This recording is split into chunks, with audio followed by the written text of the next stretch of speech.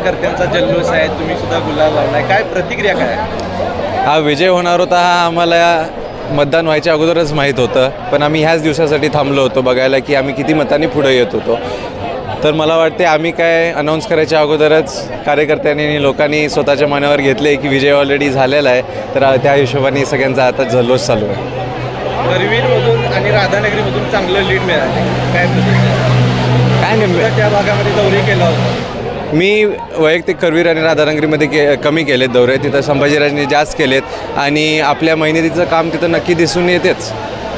काँग्रेसचे ज्येष्ठ नेते PN साहेब आज आपल्यात नाही आहेत, काय प्रतिक्रिया? नाही, फार दुःखीची गोष्ट आहे आणि मला वाटतं इथं सगळ्यांचीच इच्छा होती की त्यांनी हा दिवस बघायला पाहिजे होता आणि असे येणारे दिवस नक्की बघायला पाहिजे होते.